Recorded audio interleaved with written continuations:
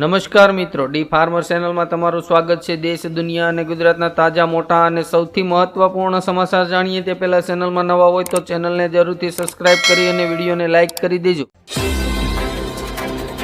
સિંધુ નદીનું પાણી પાકિસ્તાન જતા રોકવા માટે ભારતે તૈયાર કર્યો માસ્ટર પ્લાન। ગુજરાતના વહીવટી માળખામાં આવશે મોટો બદલાવ। સરકારી ઓફિસો સવારે 9:30 વાગ્યે ખુલી જશે। દેશની 15 બેંકોનું વિલીનીકરણ થશે। 1 મેથી રાજ્યમાં ફક્ત એક જ બેંક હશે, આરઆરબી। સામાન્ય માણસના ખિસ્સા પર વધુ એક માર। સરકારે પેટ્રોલમાં 8 રૂપિયા અને ડીઝલમાં 7 રૂપિયાનો વધારો ઝીક્યો। સરકાર દેશભરમાં ડુંગળીના સંગ્રહ માટે 90 કેન્દ્રોની સ્થાપના કરશે।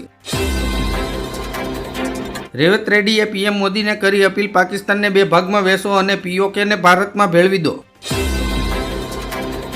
નીતેશ રાણાનું વિવાદાસ્પદ નિવેદન, કહ્યું જો ધર્મ પૂછીને તેઓ ગોળી મારતા હોય તો તમે ધર્મ પૂછીને કેમ સામાન ન ખરીદી શકો।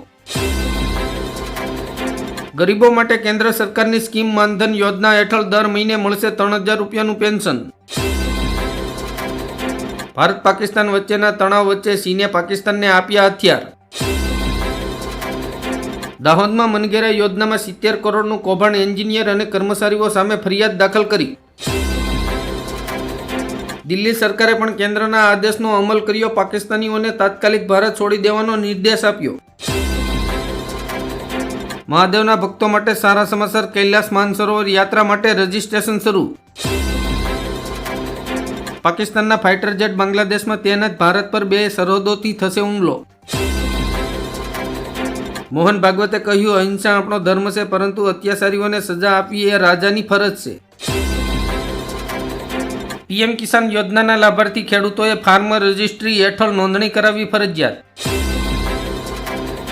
ગુજરાતની સરકારી મંડળીઓના સભાસદ ભેટ મર્યાદામાં 66%માંથી વધારીને 150% જેટલી કરવામાં આવી। હવામાન વિભાગની આગાહી, ગુજરાતમાં 22 જૂન પછી ચોમાસાની પધરામણી થશે, ભાદરવામાં વરસાદ ભૂક્કા બોલાવશે। અદ્યતન ટેકનોલોજીથી સજ્જ આઈ ખેડૂત 2.0 પોર્ટલનો કૃષિ મંત્રી રાઘવજી પટેલના હસ્તે શુભારંભ। કોંગ્રેસના સમય કરતાં 3 ગણી એમએસપી મોદી સરકાર ચૂકવે છે, છતાંય ખેડૂતો કેમ વિરોધ કરે છે? આતંકવાદી હુમલા બાદ રાજ્ય સરકાર એક્શનમાં, ગુજરાતમાં રહેતા પાકિસ્તાનીઓની યાદી કરાય તૈયાર। સિંગતેલના ભાવમાં મોટો ઘટાડો, દિવાળીથી લઈને અત્યાર સુધીમાં 300 રૂપિયા ઘટ્યા। અમેરિકાએ 41 દેશોને વિઝા મુક્ત પ્રવેશની આપી મંજૂરી, 90 દિવસ સુધી રહી શકશો। જંત્રી ભાવ વધારા માટે ગુજરાત સરકારનો નવો નિર્ણય, દર વર્ષે 5 થી 10% વધારવાની યોજના। ખેડૂતો માટે સરકારની જોરદાર સ્કીમ, રાજસ્થાન સરકાર બળદની જોડી સાથે ખેતી કરતા ખેડૂતોને દર વર્ષે 30,000 રૂપિયા અલગથી આપશે। મુખ્યમંત્રી યોગી આદિત્યનાથે કહ્યું, મદ્રેસામાં ધાર્મિક શિક્ષણના કેન્દ્રો ન રહેવા જોઈએ, તેમાં મોટો ફેરફાર કરવાની જરૂર છે। પહેલગામ હુમલા પછી સંજય રાવતે કહ્યું, આજે દેશને ઇન્દિરા ગાંધીની યાદ આવી રહી છે।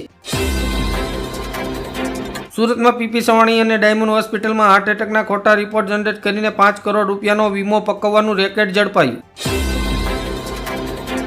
આવકવેરા રિટર્ન ફાઇલ નહીં કરનારાઓને સરકારી યોજનાઓના લાભ નહીં મળે, કેન્દ્ર સરકાર। ગુજરાત પ્રદેશના આગેવાન કિરણ પટેલ સહિતના લોકો આમ આદમી પાર્ટી છોડીને કોંગ્રેસમાં જોડાયા। રાજ્યમંત્રી હર્ષ સંઘવીએ પાકિસ્તાનથી આવેલા નાગરિકોને તાત્કાલિક ધોરણે પરત મોકલવા તમામ જિલ્લાઓના કલેક્ટર અને એસપીને આપી સૂચના। પાણીનું એક ટીપું પણ પાકિસ્તાન નહીં જાય, ગૃહમંત્રી અમિત શાહે જળ શક્તિ મંત્રી સાથે બેઠક યોજી।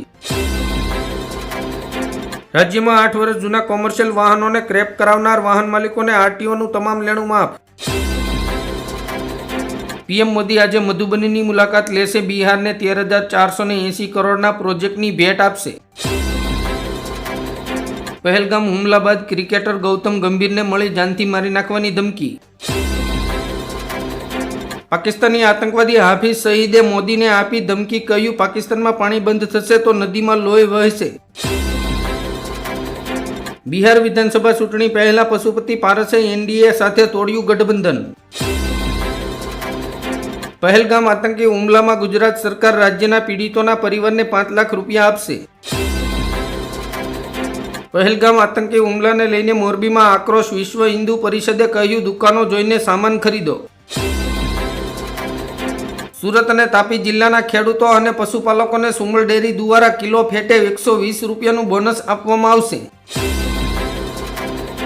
ડેપ્યુટી સીએમ એકનાથ શિંદેનું મોટું નિવેદન. કહ્યું પાકિસ્તાન પર સર્જિકલ સ્ટ્રાઇક 3ની તૈયારીઓ શરૂ. અંબાલાલ પટેલની આગાહી. આવતા અઠવાડિયેથી રાજ્યમાં શરૂ થશે પ્રી મોન્સૂન એક્ટિવેટ.